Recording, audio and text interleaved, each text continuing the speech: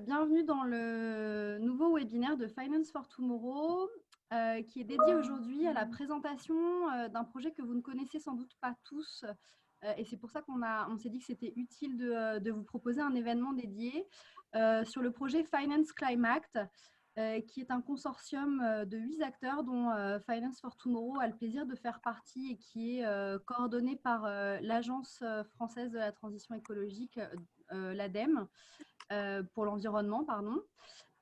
Et donc, c'est un programme inédit d'ingénierie financière qui a un budget de 18 millions d'euros sur 5 ans et qui doit permettre vraiment de mettre en œuvre une stratégie finance durable pour la France et de pouvoir le répliquer dans d'autres pays européens si ce projet qui est un peu pilote pour nous à l'échelle française fonctionne comme on le souhaite par rapport aux objectifs qui ont été définis. Aujourd'hui, on vous propose 3 grands focus avec à la fois l'ADEME qui va vous faire une présentation beaucoup plus détaillée du projet Finance Climact et notamment les prochaines étapes et qu'est-ce que ça signifie sur les objectifs climatiques qui sont fixés pour la France dans le cadre d'une transition bas carbone.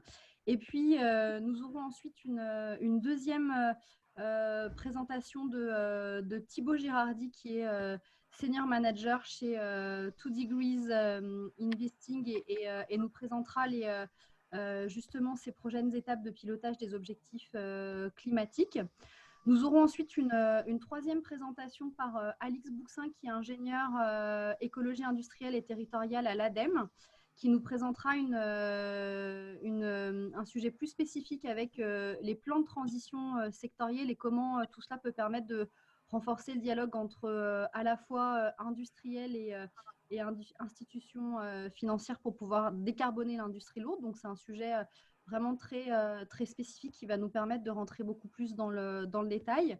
Et puis enfin, nous avons choisi d'inviter Olivier Hérisson, qui est CEO et Head of Financial Operations du groupe BPCE, pour lui permettre de réagir sur ces 3 présentations et puis surtout de comprendre un peu plus concrètement pour un groupe bancaire comme BPCE, qu'est-ce que cela signifie concrètement pour lui de pouvoir être engagé dans un projet comme Finance Climact et quel est l'intérêt pour un groupe bancaire d'être associé à un tel projet et en quoi cela peut contribuer et aider justement à renforcer la stratégie climatique d'un groupe bancaire comme BPCE. Sur le timing, parce que comme vous le voyez, le programme est assez dense, ce qu'on vous propose, c'est une série de 3 présentations qu'on va essayer de rendre un peu dynamique et puis d'avoir un temps d'échange avec Olivier pour permettre à la fois à nos intervenants et à Olivier de pouvoir discuter. Et ce que je vous invite à faire d'un point de vue pratique à tous les participants qui sont connectés, c'est n'hésitez pas à utiliser le chat à la fois tout au long des présentations pour réagir et puis aussi sur le temps de fin de questions-réponses. On essaiera de prévoir une dizaine de minutes pour répondre aux questions qui seront posées tout au long du webinaire aux intervenants. Voilà, merci à tous, bon séminaire. Mathieu, je te laisse la parole. Ok, merci beaucoup Anne-Claire et puis donc merci à Finance for Tomorrow de nous accueillir ce matin et d'avoir organisé cet événement. Alors je vais partager mon écran pour vous donner le support. Voilà, alors donc on est première page du support. Donc déjà juste pour me présenter, donc moi Mathieu Garnero, donc je suis directeur du projet Finance Climact pour l'ADEME. Donc vous pouvez voir, hein, donc je vais juste m'arrêter un tout petit peu sur la première page. Le projet Finance Climact, c'est 8 acteurs français publics et privés qui vont travailler ensemble pendant 5 ans sur la mise en place d'un certain nombre d'outils pour accompagner les sujets de la finance durable. Si on est ensemble, c'est aussi parce qu'on a bénéficié d'un contrat avec la Commission européenne via le programme LIFE, hein, donc qui vise à aider la mise en place d'actions en faveur de l'environnement et du climat. Et donc, je démarre. Donc, les objectifs du projet. Donc, comme je le disais, c'est un projet donc, qui est intégré dans le programme LIFE, donc favorable aux actions donc, sur l'environnement et le climat. Et c'est un projet LIFE IP, donc un projet intégré. En fait, c'est un projet qui se passe à un niveau régional ou national. Donc, dans notre cas, c'est au niveau français. Et il s'appuie il va contribuer à la mise en œuvre donc, de deux types de réglementation. On travaille à la fois sur le volet finance durable de la stratégie nationale bas carbone, et puis on va contribuer également à la mise en place de la feuille de route finance durable de la Commission européenne, qui est partie intégrante maintenant du Green Deal. L'objectif du projet, c'est de développer la finance durable en France et en Europe, en commençant donc par la France. Donc le premier point, c'est de donc, développer des outils, des méthodes et des connaissances. On vise à la fois donc d'un côté les investisseurs particuliers pour leur faire prendre des décisions d'investissement basées sur des objectifs environnementaux. C'est peut-être un des sujets sur lesquels il y a le plus d'efforts à faire puisqu'on est encore assez loin de la prise en compte des objectifs environnementaux dans les décisions d'investissement des particuliers. Le deuxième point, c'est d'accompagner les institutions financières et leurs superviseurs pour intégrer donc, les considérations climatiques dans les décisions d'investissement, de risque, etc. Et enfin, un troisième objectif de monter en compétence des parties prenantes. C'est aussi un des objectifs dans ce projet d'avoir des experts en environnement et des experts en finance. C'est d'avoir vraiment ces deux univers qui puissent se parler et de ne pas avoir de problème lié à un gap de connaissances ou de compétences sur ces thèmes-là. Donc, il y a vraiment un objectif de monter en compétence d'un certain nombre d'acteurs.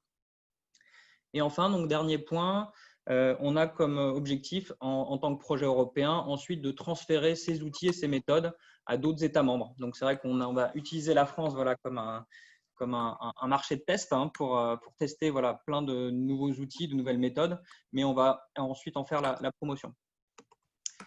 Je passe au slide suivant. Ça donne le schéma un peu global. En fait, on a une représentation simplifiée de la chaîne d'intermédiation financière et en lien direct avec le plan finance durable de la Commission européenne. Par exemple, on va essayer de travailler sur les différents éléments de cette chaîne d'intermédiation financière. Donc, en amont, on va travailler donc au fait de favoriser l'investissement dans l'efficacité énergétique et dans l'économie bas carbone. Et donc, c'est un travail à la fois avec les industriels et avec les financiers qui travaillent avec les industriels. Et donc là, on aura trois outils à vous présenter, donc Invest, Act et les plans de transition. On a également la question donc, de prendre en compte le changement climatique dans le pilotage du secteur financier et sa supervision. Donc ça, c'est des outils destinés à la fois donc, aux institutions financières et aux superviseurs. Et donc, on a quatre types d'outils. Donc, une plateforme, un observatoire, les stress tests climatiques et puis l'outil PACTA. Et puis, dernier axe, on veut donc faciliter les décisions de placement pour les épargnants et la mise en place d'objectifs environnementaux. Et donc là, on a d'une part la mise en place de labels et puis également d'outils pour révéler les préférences environnementales de ces épargnants.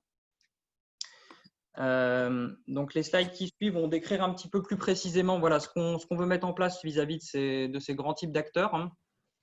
Donc pour favoriser l'investissement dans les projets environnementaux, en tout cas les projets bas carbone notamment. Pardon. Désolé, je suis passé à la slide d'après, c'est pour ça que je me disais ça a du mal à suivre. Donc, pour favoriser l'investissement dans l'efficacité énergétique et l'économie bas carbone, donc on a trois grands types d'outils. Le premier, c'est l'outil ACT. C'est un outil développé par l'ADEME. L'idée, c'est de pouvoir accompagner les entreprises dans la mise en place d'une stratégie bas carbone qui soit appropriée par rapport à leur secteur. Donc ça, c'est des travaux qui s'appuient sur des modélisations sectorielles, une prospective, la connaissance des technologies disponibles et puis la trajectoire d'émissions qui sont embarquées dans cette entreprise et la gouvernance mise en place pour avoir une atténuation de ces émissions. Donc ça, voilà, un premier type d'outil. Deuxième type d'outil, et on va y revenir beaucoup plus en détail avec Alix, c'est les plans de transition sectorielle. Donc, il s'agit d'accompagner 9 filières industrielles très émissives en France, donc par l'industrie lourde, et de donc de trouver avec les acteurs de façon concertée une mise en place d'une stratégie qui soit cohérente avec l'objectif de neutralité carbone en France en 2050. Troisième type d'outil, le programme Invest. Donc là, c'est un programme de formation et donc il s'agit de former les conseillers bancaires entreprises et les directeurs financiers côté industrie sur les projets d'efficacité énergétique. Donc là, on est vraiment dans la réduction du gap de connaissances dont je parlais précédemment. Côté ménage, donc ce que je disais, donc deux grands axes. Révéler les préférences environnementales des épargnants. Donc ça, on va le faire par la mise en place d'outils en ligne qui permettront donc à la fois donc aux épargnants d'être sollicités via des questionnaires sur leurs attentes ESG et climat, voire même aussi leurs attentes en termes d'impact, donc aller un cran plus loin. Et puis, voilà, essayer de suivre également les pratiques qui sont mises en place dans les réseaux. Donc, il y aura pas mal de visites mystères, notamment, pour voir les pratiques du côté des conseillers financiers. Et puis, bien sûr, on va contribuer assez largement au design des labels, donc notamment du nouveau écolabel européen, mais peut-être d'autres futurs labels, par exemple sur les questions de transition. Et également donc, à la promotion de ces labels, que ce soit via des campagnes d'information ou publicitaires, mais également la promotion via les outils en ligne. Troisième brique, donc les institutions financières. Donc, comment prendre en compte le changement climatique dans le pilotage du secteur financier? Donc, on a l'outil Pacta, donc, qui est un outil très important dans le projet, qui est à la fois un outil donc, que vous devez probablement connaître, donc, qui est gratuit et open source, donc utilisable en ligne, qui permet au départ de mesurer l'alignement de portefeuille, mais qui va pouvoir aller un cran plus loin sur la définition d'objectifs climatiques et puis également la mise en place de stress tests climatiques. On a une plateforme de la transparence climat. Donc là, un des objectifs, on a aujourd'hui des demandes dans le cadre de l'article 173. On va aller un cran plus loin avec le futur RTS Disclosure et puis le décret 29 de la loi énergie-climat. Donc, on va avoir en place une plateforme pour pouvoir avoir l'ensemble des rapports des institutions financières en vue de normaliser les pratiques en termes de transparence climat. Stress test climatique, donc il y a l'exercice français que l'on va suivre cette année, mais il n'est pas explicitement dans le projet, mais c'est un élément important.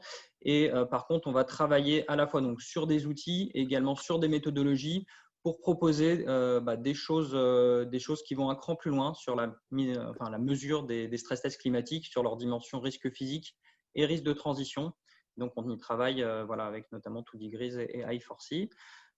Enfin, sur l'Observatoire de la finance durable, donc ça, c'est un observatoire qui est mis en place par Finance for Tomorrow.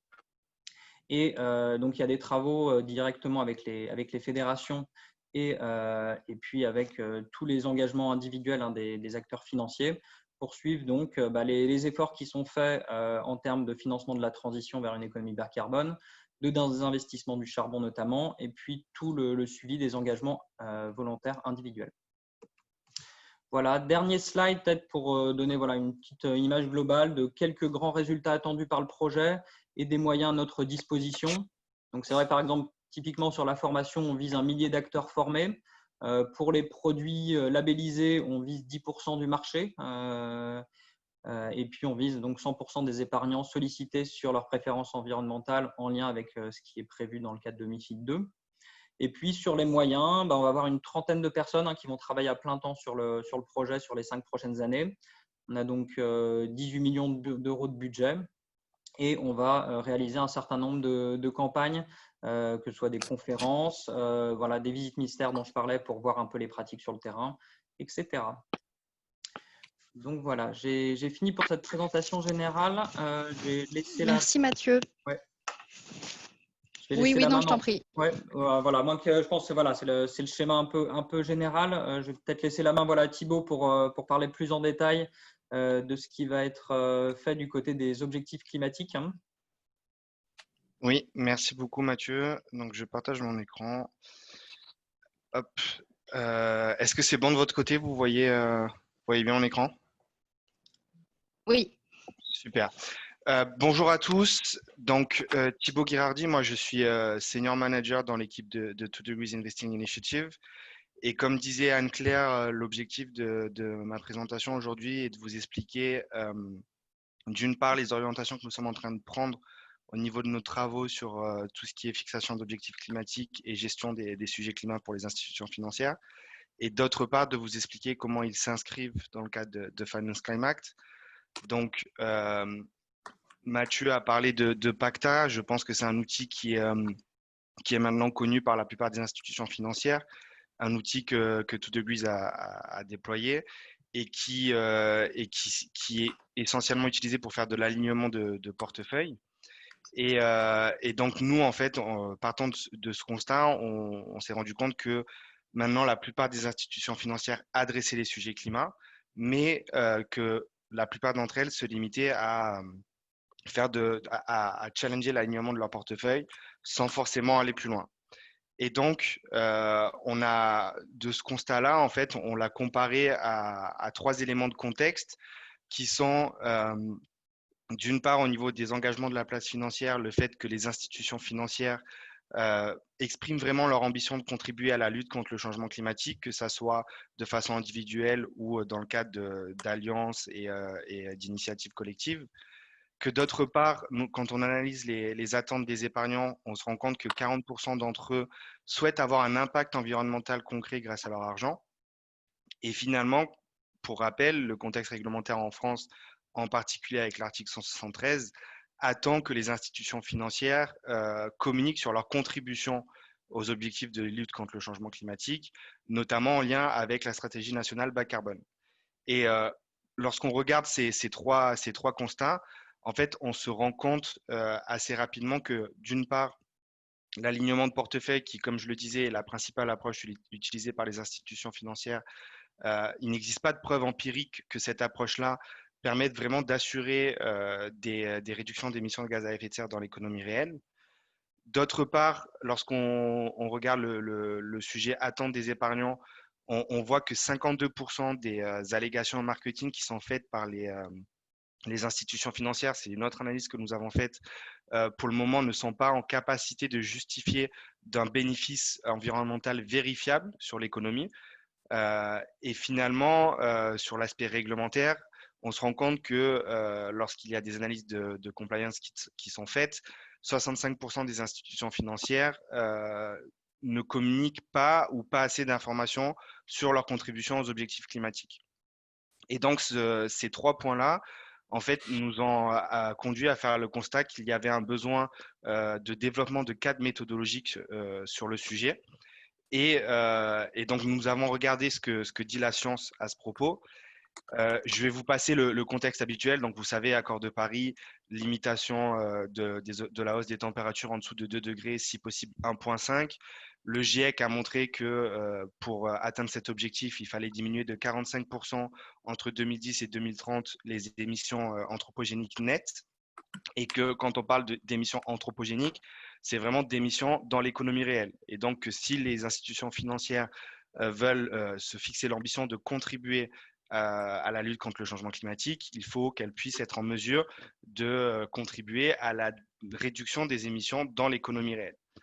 Et à ce sujet, une des principales publications que nous avons trouvées est celle de Julian Kolbel, qui présente la notion d'investor impact, et donc qui nous invite à faire la différence entre l'impact d'une entreprise. Et là, donc, on sait que quand une entreprise induit des changements dans l'économie et dans les paramètres réels, on peut parler d'impact, mais que par contre, pour qu'on puisse parler de l'impact d'un investisseur, il faut qu'on montre que cet investisseur a vraiment contribué à l'impact de l'entreprise.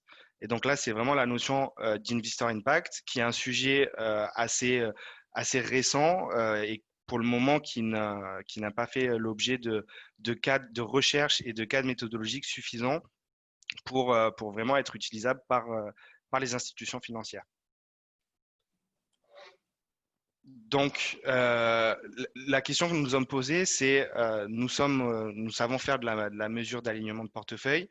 Si on veut vraiment contribuer à des réductions dans l'économie réelle, quel est le chemin qui nous reste à parcourir? Et donc, c'est ce que nous avons essayé de résumer sur cette slide. Pour nous, il y a deux grandes étapes. La première, c'est déjà dépasser les pratiques actuelles, reconnaître que l'alignement de portefeuille n'est pas toujours suffisant pour avoir un impact réel dans l'économie. Et du coup, vraiment aller au-delà en se fixant l'ambition de développer des plans de décarbonation qui ont un impact réel dans l'économie. Et donc ça, c'est des choses qui sont, d'un point de vue pragmatique, plutôt simples à mettre en œuvre. Et dans un deuxième temps, il faudra, pour vérifier que ces plans de décarbonation aient bien un impact, développer les cadres et les indicateurs de mesure de l'investor impact qui permettent, in fine, de se fixer des objectifs de décarbonation qui soient vraiment basés sur la science et sur des indicateurs à impact. Donc ça, c'est le chemin vraiment qui nous reste à parcourir. On pense que, donc nous, dans le cadre de Finance Climate, on va avoir une contribution assez importante et on souhaite vraiment faire avancer les choses sur cette question, notamment avec trois aspects. Le premier, c'est de continuer à aider les entreprises, les institutions financières à identifier les écarts d'alignement au sein de leur portefeuille et ensuite d'identifier les entreprises avec lesquelles travailler en priorité pour réduire ces écarts. Le second, c'est les aider à définir des ambitions, des plans d'action et à s'engager avec les entreprises afin d'avoir un impact réel sur l'économie. Et le dernier point, c'est à moyen long terme, les accompagner dans la mesure de l'impact de ces plans d'action et de les accompagner dans la mesure de leur contribution, in fine, aux objectifs climatiques. Et donc, pour faire le lien avec la présentation qu'a fait Mathieu, comment les différents outils que nous allons développer vont permettre de contribuer à ces objectifs. Donc, d'abord, nous allons continuer à développer et à déployer PACTA. Donc, ça va permettre d'une part aux entreprises, aux institutions financières de continuer de faire des analyses de portefeuille. Ensuite, d'identifier les actifs et les entreprises sous-jacentes qui ne sont pas alignés et avec lesquels il faut s'engager en priorité. Et l'idée, c'est de se coordonner avec ACT, qui est vraiment au niveau entreprise, et du coup de pouvoir permettre aux investisseurs de demander des évaluations ACT aux entreprises qui ne sont pas alignées pour voir vraiment comment agir et accompagner ces entreprises. Donc ça, c'est vraiment la première étape sur l'analyse de portefeuille. Ensuite, l'idée, c'est d'accompagner les institutions financières dans la définition de plans d'action ayant un impact sur l'économie réelle. Donc, l'objectif, c'est d'une part de les accompagner dans l'identification des actions qui ont vraiment un impact et d'identifier notamment les potentiels coûts associés. Et pour ce faire, l'objectif du projet est d'une part de développer des guides d'action climat, donc de vraiment expliquer aux institutions financières, de pouvoir proposer aux institutions financières des actions qui, on le sait, peuvent avoir de l'impact, donc via de l'engagement actionnarial, via de la prise de résolution, etc. Et de leur proposer des guides sectoriels pour qu'elles puissent utiliser ces actions pour définir des plans d'action qui est vraiment et l'ambition d'avoir un impact sur l'économie réelle. Et ensuite, l'étape suivante pour ces institutions financières, ce sera évidemment d'engager avec les entreprises qui ne sont pas alignées pour voir les accompagner et voir avec ACT si justement elles alignent leur stratégie ou pas sur des trajectoires de degrés. Et in fine, et donc ça, ce sera plutôt à moyen long terme, pour être sûr que ces plans d'action sont efficaces, l'idée est de pouvoir permettre aux institutions financières de suivre l'impact de ces plans d'action dans l'économie réelle, vraiment avec le prisme Investor Impact. Donc là, l'idée, c'est de développer des cas de méthodos et des outils qui seront intégrés notamment. Donc tous les outils seront intégrés dans la plateforme qui s'appelle Transition Monitor, qui est PACTA online, entre guillemets. Et in fine, de produire des rapports qui, sur la base de ces analyses, permettent de vraiment contribuer, de mesurer la contribution des institutions financières aux objectifs de lutte contre le changement climatique. Et en fait, c'est vraiment un cercle vicieux, c'est-à-dire un cercle vertueux, pardon. C'est-à-dire qu'une fois qu'on a pu mesurer la contribution, on se rend compte des efforts qui restent à fournir. Et donc, on recommence au niveau de l'analyse de portefeuille et on incrémente au fur et à mesure les différentes étapes pour s'assurer que les institutions financières génèrent suffisamment de réduction d'émissions de gaz à effet de serre dans l'économie pour atteindre nos objectifs de l'accord de Paris. Donc voilà sur la partie vraiment les travaux de 2 degrees. Si vous avez des questions, on pourra les traiter en fin de présentation. Et du coup, je vais laisser la main. Merci Thibaut. Merci Mathieu. Merci Thibaut. Est-ce que vous m'entendez bien? Oui.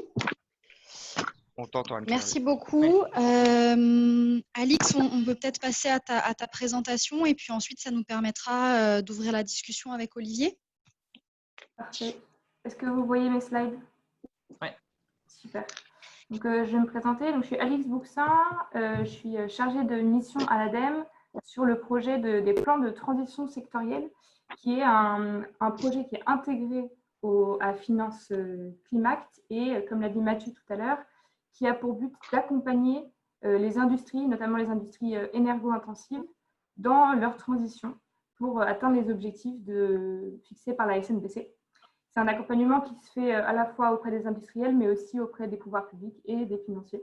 Et donc, le volet financement a pour but d'essayer de renforcer le dialogue entre les industriels et les institutions financières.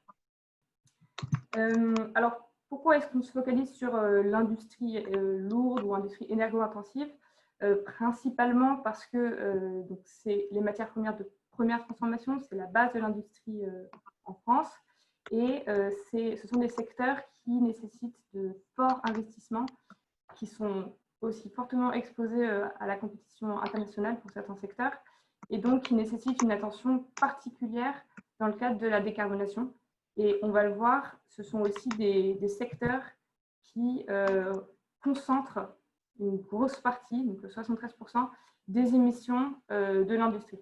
Et l'industrie, comme on peut le voir, représente environ 18% des émissions françaises. Donc, s'atteler aux industries énergo-intensives, c'est un moyen d'abattre rapidement de manière très concentrée des émissions sur le territoire français. Et on peut faire ça en se concentrant sur uniquement quelques entreprises, parce qu'on voit que les industries énergo-intensives représentent seulement 3% des entreprises industrielles de plus de 20% salariés et environ une cinquantaine de sites pour les 3/4 des émissions. Donc ça nous permet de vraiment faire un focus sur quelques entreprises qui ont des problématiques similaires. Je reviens sur les objectifs de la SNBC pour un peu de contexte. Pour l'industrie dans son ensemble, la SNBC a fixé un objectif de réduction de 81% des émissions de gaz à effet de serre en 2050 par rapport à 2015, avec un palier en 2030. Donc, il y a cet objectif. En revanche, le chemin pour y arriver, les scénarios technologiques, les différentes réglementations à mettre en place ne sont pas détaillés. Et donc, l'ADEME a proposé justement de développer et de créer des feuilles de route sectorielles sur certains secteurs clés de l'industrie énergo-intensive pour essayer de tracer le chemin jusqu'aux réductions de 81% des émissions pour atteindre les objectifs de la SNBC. C'est le projet des plans de transition sectoriels, qui est donc un projet franco-français. On se focalise sur 9 secteurs que vous voyez ici, l'acier, l'aluminium, le ciment, des éléments de la chimie, notamment chlore, éthylène, enfin les matériaux issus du vapocraquage, l'ammoniac pour les engrais, mais aussi le papier carton, le sucre et le verre. Ce sont les secteurs les plus énergo-intensifs en France et ils correspondent à environ 2/3 des émissions de gaz à effet de serre en France. Et l'idée de ces plans de transition sectorielle, c'est vraiment d'essayer de définir quelle trajectoire technologique pourrait nous amener aux objectifs de la SNBC, mais aussi combien il va falloir investir, à quel moment, et quelles mesures mettre en place pour faire en sorte de maintenir la compétitivité des entreprises et donc permettre l'accès au financement pour ces entreprises et ces industries qui aujourd'hui peuvent être déjà sous pression économique et voire déjà assez endettées. Donc, les plans de transition sectorielle, c'est vraiment une vision 360 où on analyse à la fois les technologies qui permettraient de décarboner le secteur, les coûts, les augmentations de coûts de production, les investissements, mais aussi la demande en aval, les emplois qui sont liés à ces secteurs, à la fois de manière directe et indirecte, et les différentes analyses de risque qui peuvent d'ailleurs être faites dans le cadre d'un financement. Alors, aujourd'hui, je vais revenir sur ça. Aujourd'hui, on fait une première restitution sur le ciment dans 2 jours. Donc, on est à peu près à la moitié du projet juste pour le ciment. Et on vient d'entamer l'acier et l'aluminium. Les premiers résultats sur le ciment, c'est des résultats qui correspondent au volet technologie, coût et légèrement marché. Donc, avec les technologies matures ou quasi matures, où est-ce qu'on peut arriver en 2050 en termes de réduction d'émissions? Quel serait l'impact de l'évolution de la demande donc sur le ciment? Et quels sont les efforts à fournir en R&D et innovation pour combler le gap aujourd'hui qu'il pourrait y avoir? Les premiers résultats, vous les voyez ici. On voit qu'il reste environ 3 millions d'émissions sur 10 millions à essayer d'abattre en 2050 pour atteindre les objectifs de la SNBC, en ayant pris tout un tas d'hypothèses que je ne vais pas détailler ici. Et tout ça pour une facture de environ 5 milliards d'euros étalés d'ici à 2040-2045 avec des gros investissements en 2025. Donc, ça, je vous ai présenté ces résultats pour vous montrer l'objectif des outils qu'on va déployer pour chaque secteur. Aujourd'hui pour le ciment, mais aussi pour les autres secteurs, qui couvrent à la fois les émissions, le parc industriel et l'évolution de la demande. Donc, vous pouvez voir sur le graphe à gauche, on voit la demande qui évolue selon des hypothèses d'industrie aval en transition, donc notamment le rythme de construction des logements neufs, par exemple. Donc, on peut le voir, il y a une grosse facture à la clé, 5 milliards d'euros de CAPEX, qu'il va falloir financer évidemment par les industriels, mais aussi par les institutions financières. Et donc, nos prochaines étapes, c'est vraiment essayer de comprendre comment l'industrie lourde aujourd'hui se finance, donc ça c'est établir un constat, et comment les investisseurs perçoivent l'industrie lourde, quels sont les risques et opportunités liés à la transition de ces secteurs, et comment l'industrie lourde et les initiatives de la finance durable peuvent être compatibles. On parlait tout à l'heure d'alignement du portefeuille avec les objectifs de degré. Comment est-ce qu'un secteur qui va peut-être difficilement atteindre ses objectifs, par exemple avec les technologies matures ou quasi matures, comment est-ce qu'on s'assure que les financements vont bien dans ce secteur parce qu'il y en a besoin? Et quels outils, quels produits potentiellement mettre en place pour assurer l'orientation des investissements. Donc ça, c'est un premier volet. Et un deuxième volet des prochaines étapes qu'on va mettre en place, c'est les outils que nous développons, l'outil le PTS principalement. Comment est-ce qu'on arrive à le structurer et l'intégrer dans les outils existants comme PACTA, comme ACT et INVEST, les autres outils du projet. J'en ai terminé avec ma présentation et donc on aura sûrement des questions tout à l'heure. Merci beaucoup.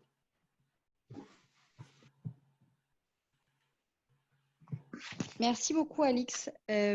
J'espère que vous m'entendez. Comme je suis vraiment désolée, j'ai des petits problèmes de connexion. La joie des webinaires, en fait, on s'habitue, mais finalement, ça ne marche pas toujours très, très bien. Tant bien, Anne-Claire, pardon. Vous m'entendez? Oui, Oui. très bien. Bon, parfait. Merci pour ces présentations. Je crois que du coup, ça vous a permis j'espère, d'avoir une vision assez globale et du coup de rentrer un peu plus dans le détail avec la présentation notamment de Thibaut et d'Alix sur les sujets plus spécifiques qui sont développés dans le cadre de Climax. Donc, encore une fois, n'hésitez pas à partager avec nous vos questions sur le chat.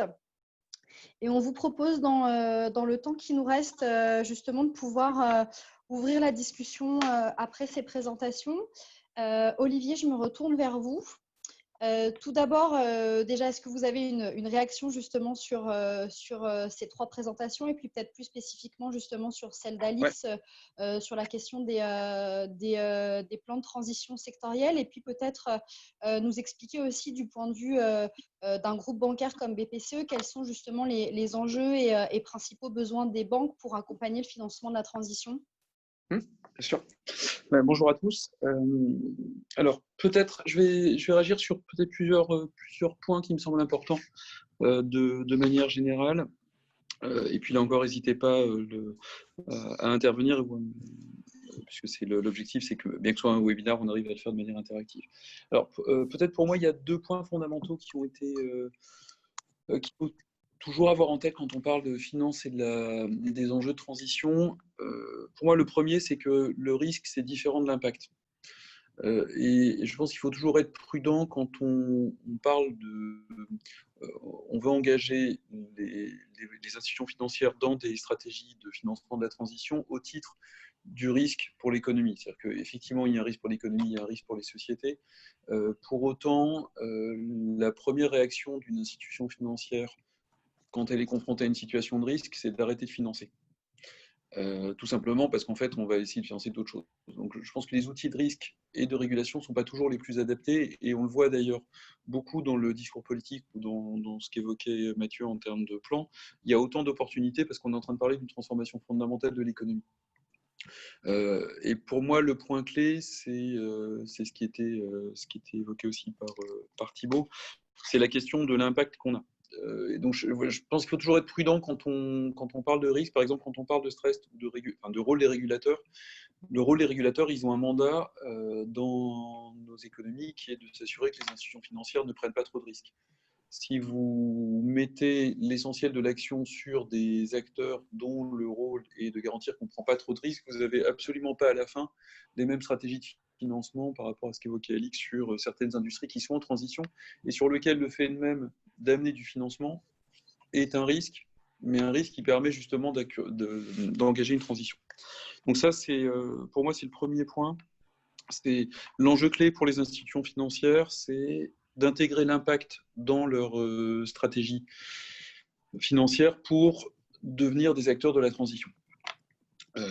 Tout en gérant le risque, un nouveau risque étant le risque de transition, le risque d'exposition. Et ça, je pense que c'est vraiment fondamental, et je trouve que ce qui est intéressant dans l'approche qui est développée là, c'est que justement ça, on le voit par rapport à des approches qui des fois sont trop tournées risque. Après, il y a un deuxième point pour moi qui est fondamental, c'est notamment quand on parle d'impact, vous avez des institutions financières qui sont tout aussi différentes que des industriels dans une chaîne de valeur. Et que ce que fait un fonds de private equity, un asset manager, une banque, en termes de produits et d'impact sont différents. Et notamment, là, je réagis sur la question de l'impact investisseur. La question d'impact investisseur telle qu'elle est présentée, en général, elle est présentée comme un investisseur en equity, et souvent d'ailleurs comme un investisseur en private equity, qui a la possibilité d'influer très fortement les décisions du management parce qu'il est un actionnaire en général majoritaire. Il faut voir qu'à l'autre extrême, quand vous êtes une banque et que vous prêtez via des prêts, enfin, vous faites des prêts à des industriels ou que vous les financez en originant des obligations pour eux, le levier que vous avez sur la stratégie est beaucoup plus faible. Puisqu'en fait, finalement, vous prêtez et ensuite, vous avez par définition pas d'influence sur la stratégie. Et ça, pour moi, c'est un peu un des angles morts quand on a des dialogues entre des institutions financières et les acteurs de la transition, c'est de reconnaître le fait que les différentes institutions financières n'ont pas toutes les mêmes gammes de produits et que vous n'avez pas forcément, enfin là encore, les banques ne sont pas des grands acteurs du private equity, les banques sont des grands acteurs du financement et forcément quand vous faites du financement, vous n'aurez pas les mêmes éléments. Et ça pour moi c'est un deuxième point fondamental, également parce que un des enjeux du financement de la transition, c'est d'amener du financement, d'amener des prêts, enfin, de la dette, mais également de faire que vous ayez du capital qui soit investi pour gérer ces mécanismes de transition. Et puis après, peut-être un point plus général, c'est le très gros sujet aujourd'hui pour les institutions financières, c'est de trouver des données. On est confronté à une situation qui est assez inédite, qui est qu'on a un enjeu stratégique qui est comment on devient des financeurs, en tout cas des acteurs financiers engagés dans la transition, sur un sujet sur lequel fondamentalement nous n'avons pas de données, ce n'est pas nous qui allons produire les données, alors que sur la quasi-totalité des autres sujets, tous les sujets de risque financier, tous les sujets de système financier global, on a les données et on est producteur de ces données. Et donc nous, je crois beaucoup, et c'est pour ça qu'à la fois ACT et PACTA sont des démarches très importantes, et l'approche par des plans de transition sectoriels, tout ça c'est des blocs qui sont très importants parce que c'est des blocs qui permettent aux institutions financières de voir comment on peut avoir de la donnée sur finalement l'impact que nos clients ont in fine dans l'économie réelle. Quand je dis on n'a pas de données, c'est que typiquement quand on finance un cimentier, en fait on n'a pas directement accès. On a accès à ces comptes financiers, on est capable de mesurer son risque, on est capable on a des modèles pour la partie risque financier, on n'a pas d'accès natif à ces données d'émission.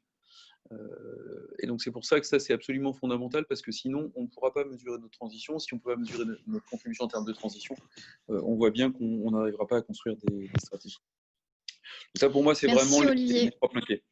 Ouais, merci. Effectivement, je crois que c'était important de pouvoir rappeler les enjeux et effectivement, on a bien compris qu'ils sont multiples côté banque. Et donc, ça m'amène à une question assez logique par rapport à Finance Climate. En quoi les projets qui ont été présentés aujourd'hui et puis du coup Finance Climate de manière globale répondre à ces besoins et peuvent correspondre justement aux priorités d'un groupe bancaire comme BPCE en matière de finances durables. Et puis peut-être plus spécifiquement, vous en tant que banquier, quel est votre intérêt à être associé à ce type de projet?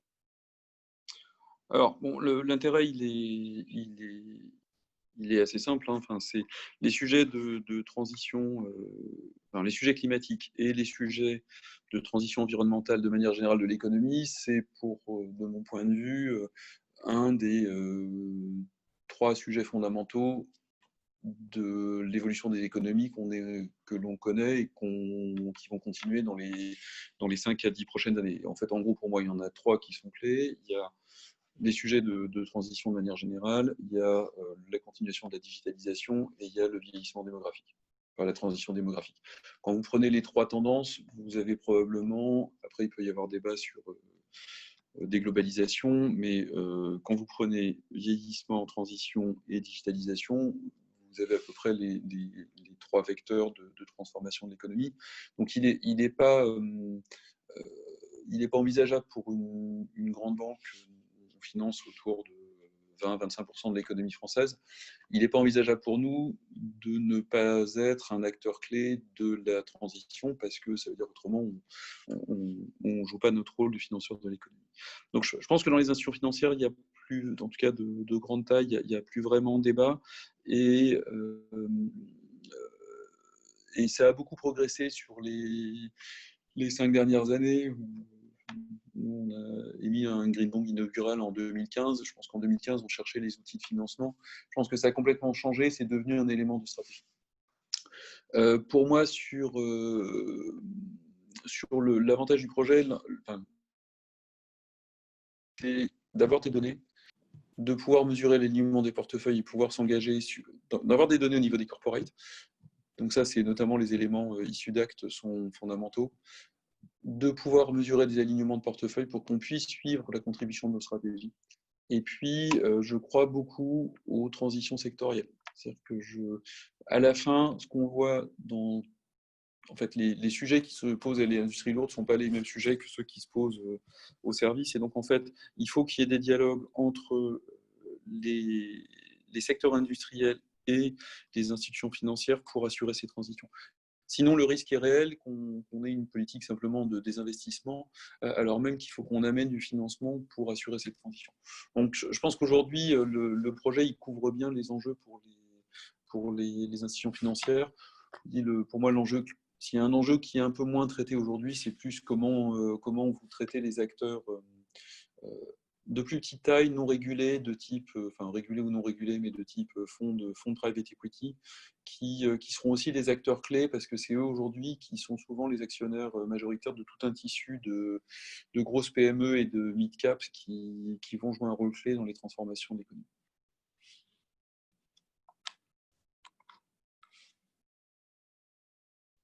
Pardon, merci Olivier. Allô? Oui. Ouais. Oui, pardon. Ce que je vous propose peut-être, c'est est-ce que du côté d'Alix, Mathieu ou Thibaut, il y a des éléments sur lesquels vous voulez réagir sur ce qui a été expliqué par Olivier? Ou est-ce qu'on peut peut-être proposer sinon aux participants, comme je vois l'heure qui tourne, de commencer à poser leurs questions en même temps? Effectivement, s'il y a des questions qui ressortent, pourquoi pas. Moi, il y avait peut-être un peu dans les histoires de next step sur les plans de transition sectorielle. Hein. C'est vrai que l'idée, ça va être vraiment d'avoir ce dialogue avec les institutions financières et notamment les institutions bancaires, hein, je pense, pour le financement d'un certain nombre d'infrastructures ou de rénovation d'infrastructures, de changement de technologie, etc. Et c'était peut-être un petit peu, on va aborder ce cadrage-là à la rentrée sur l'aspect ciment. Et peut-être pour l'aborder au mieux, si tu avais un certain nombre de conseils, Olivier, par exemple, sur ces aspects-là, quels sont les éléments particuliers à mettre en avant dans cet échange? Pour moi, s'il y a un enjeu, l'enjeu clé, alors en tout cas, nous en termes de stratégie, on se positionne comme voulant être, en tout cas, une banque de référence dans la transition. Je pense que le concept de transition, il est clé pour qu'on puisse avoir parce que la transition veut dire des besoins de financement. Pourquoi? Parce que c'est vrai que sur le risque, sinon, c'est qu'on ait des logiques et vous avez la même chose en risque physique. Je le prends en risque physique parce qu'il est très clair.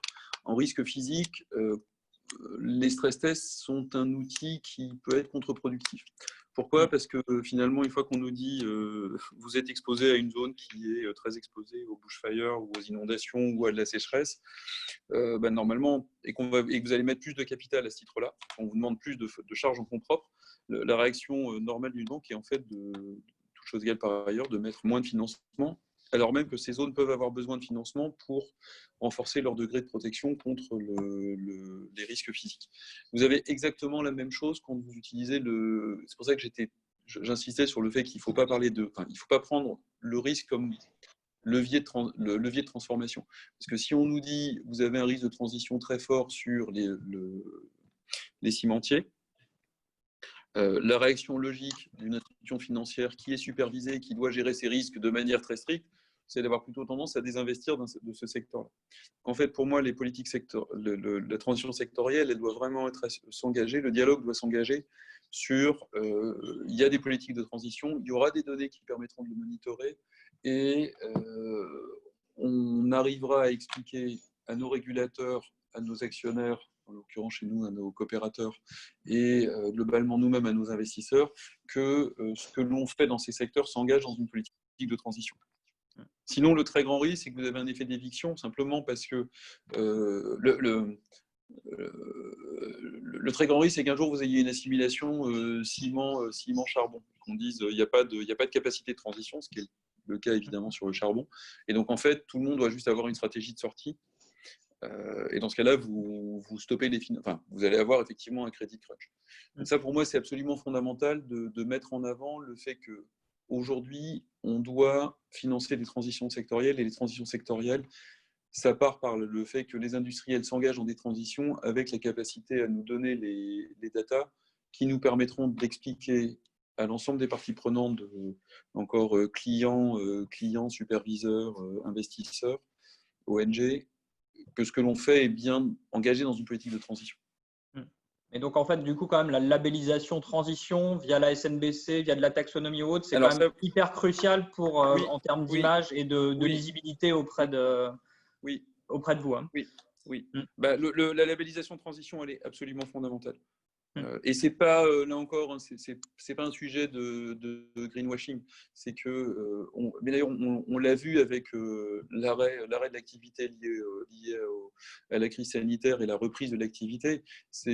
On parlait à un moment du fait qu'il y aurait la reprise, elle est tout aussi carbonée que l'était l'activité de début mars. Hein. Enfin, simplement parce que l'économie, elle est carbonée, donc la reprise, elle est carbonée. Donc on voit bien que l'enjeu, c'est d'abord un enjeu de transition pour arriver à faire que l'économie transitionne vers des modes de production et des modes de consommation moins carbonés. Et c'est pour ça qu'il peut y avoir dans le même temps des taxonomies qui permettent de traiter le fait qu'il y a d'ores et déjà des secteurs ou des types d'activités qui sont compatibles avec des normes environnementales cibles, mais il faut surtout qu'on arrive à garder des labels de transition et que d'ailleurs on arrive à orienter les produits vers à structurer des produits financiers de transition. Aujourd'hui, s'il y a c'est de la même manière qu'on a des green bonds qui sont maintenant relativement matures sur le financement des secteurs qui sont à la cible, pour faire très simple, notamment avec la taxonomie. En fait, il faut qu'on arrive à avoir des mécanismes de transition bonds. Et puis pour moi, l'autre point, c'est vraiment, n'oubliez pas les acteurs qui sont plutôt des acteurs du capital, du private equity, y compris parce que l'investor impact,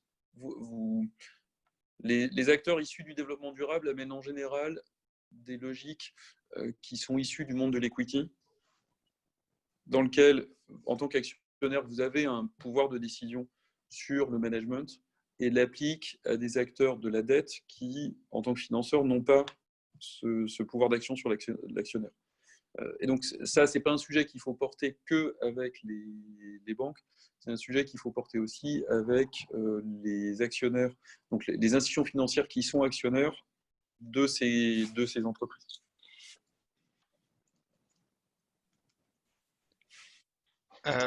Olivier, une petite question côté 2degrees, si il nous reste un peu de temps. Merci beaucoup pour ces explications. Je pense que c'était vraiment appréciable, notamment ce point sur le risque, l'impact, comment tout ça s'articule. Et je pense que le sujet de les superviseurs, leur mandat est avant tout de gérer le risque. Et du coup, est-ce que ça fait vraiment, ça peut laisser de la place à l'impact? Je pense que c'est vraiment une très bonne question. De notre côté, le constat qu'on faisait, c'est en effet, sur une logique risque vraiment portefeuille, l'analyse de portefeuille, la réallocation de flux financiers pour être exposé pour le désinvestissement surtout, c'est ce qui a le plus de sens à court terme. Si on prend une logique plus macro et systémique, au final, on se rend compte que si tout le monde sort des activités brunes et qu'elles sont plus du tout financées, vu la part qu'elles représentent dans l'économie, ça va quand même poser des questions en termes de capital. Alors, ça se fera jamais de façon aussi brusque, mais est-ce qu'au final, le fait de désinvestir d'un seul coup de toutes ces activités-là, ça pose pas un risque systémique plus important que, au contraire, rester investi et les accompagner dans une transition juste? Alors, c'est une très bonne question, une question assez. Je ne vais pas avoir le temps de. C'est une question très, très, très bonne et très compliquée. Alors, peut-être il y a pour moi deux choses. Je pense qu'il faut séparer dans les activités brunes, et c'est pour ça que je trouve la présentation sur la question des plans de transition sectorielle intéressante. C'est que je pense qu'il faut séparer assez fortement les activités brunes sur lesquelles il n'y aura pas de possibilité de transition. Donc là, typiquement, je vais prendre le charbon, sur lequel, je pense qu'à part Donald Trump qui s'est mis une fois à parler du fait qu'il y aurait du charbon propre, personne ne croit qu'il y aura du charbon propre. D'activités qui sont typiquement les activités d'industrie lourde, sur lesquelles il faut qu'il y ait des méthodes, il faut qu'il y ait de la transition. Ça sera probablement des secteurs qui resteront, toutes choses égales par ailleurs, même post-transition, plus émissifs que la moyenne des économies, puisque structurellement, ils sont construits comme ça, mais sur lesquels, aujourd'hui, on ne peut pas faire fonctionner nos économies sans ciment. Enfin voilà, en tout cas, les économies modernes, elles ne peuvent pas financer s'il n'y a pas du ciment, de l'acier et de l'aluminium. Donc c'est des industries de base qui sont importantes. Donc, déjà, je pense que dans le marron, il faut séparer le marron qui doit disparaître parce qu'en fait, il faut décarboner.